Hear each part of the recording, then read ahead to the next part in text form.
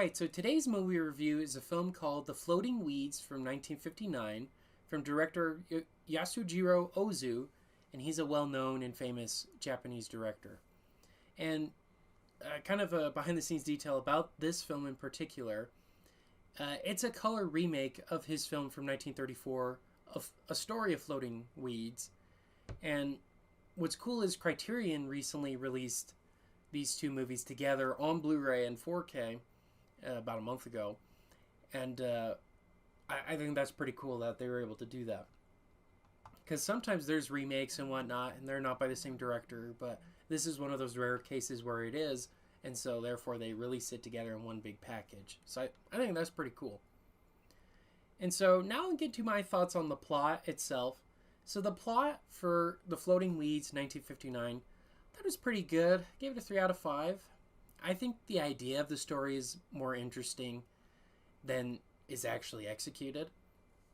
You know, I kind of think it's interesting that there's a guy, he's visiting this village, his former lover, and his son, who he doesn't reveal is his son until much, much later on.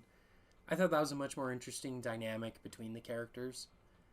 But I wasn't too thrilled about the theater troupe or those other stories that they had going on. Because to me, those scenes kind of felt totally off and in a totally different film. Like, those scenes felt like a screwball comedy, and then these scenes felt like I don't know what you call, like a melodrama or very, very serious drama. So to me, they didn't really mesh very well. Because when it comes to movies like this, you kind of want, if you're going to have genres blended like that, you want them to kind of work together. And to me, I felt like they didn't. And so that's why I gave it a 3 out of 5. It's not terrible, but I wish there was more coherence between the comedic and the more dramatic scenes. So now let's move on to the acting. So the acting, I gave it a 3 out of 5. So the reason being, I don't speak Japanese. I don't actually know if these actors are overreacting or underacting or what have you. But I will say, just in comparison to actors I do like, I really like the actor for Kiyoshi. He's the guy on the right there.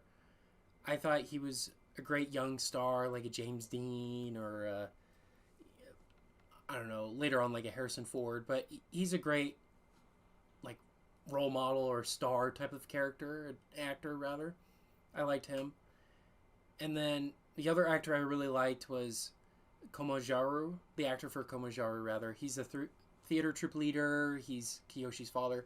I like their dynamic. I think they're the best actors.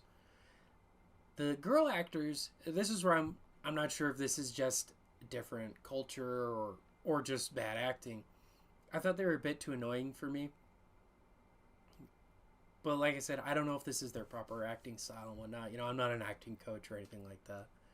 But to me, they were kind of the weakest link and kind of made it a little hard to watch the film for me. It took me 2 or 3 watches to actually watch the movie. I really did have a hard time with it. It was not one that was super engaging for me. And so, and just having them in there, it just wasn't the best for me. So that's why I gave it a 3 out of 5. It wasn't terrible, but it wasn't super great either. Alright, now talking about directing, that's the next film, or next thing here rather. I gave it a 3 out of 5. I thought it was good, but again, tonally, I feel like it's not consistent. I wish that there was a more consistent style. Is it going to be a comedy? Is it going to be a drama? Or is it going to be a blend of the two? Which works. I've seen several directors do that. I just felt like they were clashing a lot. You know, this film kind of reminded me a lot of like a Chaplin film or other films like that, where it's comedic first, but then there's some dramatic moments. This film kind of feels the reverse of that. I wish it was more of like the Chaplin style. Comedy first, and then the dramatic stuff second. I don't know. It just felt way too dramatic in the dramatic scenes and way too comedic in the comedic that they felt almost like 2 different movies. And so I'll put the blame here on Ozu, that I felt like he didn't really have a specific tone he was trying to tell. And so that's why I gave it a 3 out of 5. Alright, so in regards to cinematography and special effects, I give that a 5 out of 5. I thought it was excellent. I mean, it really is the best part of the film. And in a lot of movies, that to me is the best part. I love cinematography. I love the colors. I love all of that. And it really stood out to me here. The costumes were incredible. The backgrounds, the posters they had, and Criterion actually used the poster from this movie as the cover. And I thought that was a very smart idea. It really fits and looks really, really good. I also, I love the medium shots they have when the characters are kind of talking to each other and arguing with each other. I really like those moments a lot. Just overall, I thought the cinematography was fantastic. And let me check something real quick. Sorry, guys. Yeah. So, yeah, overall, cinematography, fantastic. Excellent part of the film. Okay, so now talking about the music. In regards to music, I gave it a 3.5 out of 5. You know, I'm not a fan in general of this kind of Japanese style of music, and this film has a lot of that. But there honestly isn't too much music in general either. I felt the film could have used a little bit more dramatic music, because sometimes there's this comedic style music you'd hear in like a screwball comedy in very serious scenes, such as when the troop leader, he's shouting at the people. I think it's when they're about to split up or something like that. One of those scenes. The music did not fit at all with what was going on. And again, I'm not as familiar with Japan's culture. You know, this could have been normal or part of how the films they make. Just to me, as an American, and with American style filmmaking, it did not work for me. And so that's why I gave it a 3.5 out of 5. Alright, so tallying that all up, that brings my Letterboxd score to a 3.5 out of 5. And that's what I'll be keeping it at. And that brings my critic list score to 70%. So would I recommend this movie? It's kind of a soft yes. You know, if you're in the mood for a melodrama with some comedic moment, sure. This movie reminded me a bit of The Seventh Seal.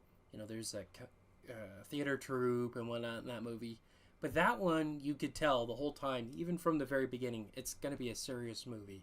It has a couple funny moments, but it's really a pretty serious film. This one, I felt like the tone wasn't there, and it couldn't decide if it wanted to be a comedy or a drama. So it felt kind of mixed to me. So personally, I won't ever watch it again. I don't know if I really would recommend it to people. But I will say, it's not that I'm against Japanese filmmaking in general. I love Akira Kurosawa. His films are fantastic. I love the tones there. Great action and great serious dramas and even comedy. He's very good at balancing that. I personally don't think Ozu does, at least in this film. But later on in season 3, or we're in season 3, in season 4 rather, I'm going to be reviewing Tokyo Story. And so we'll see if maybe my opinions are different there. Because that's his most famous film, at least according to... or it's his highest rated film, I should say, on Letterboxd. So we'll see how it goes. Alright, well those are my thoughts on this film, Floating Weeds from 1959. To me, it's a Japanese film that I thought was okay, not great. And so with that, that's everything for today's film review.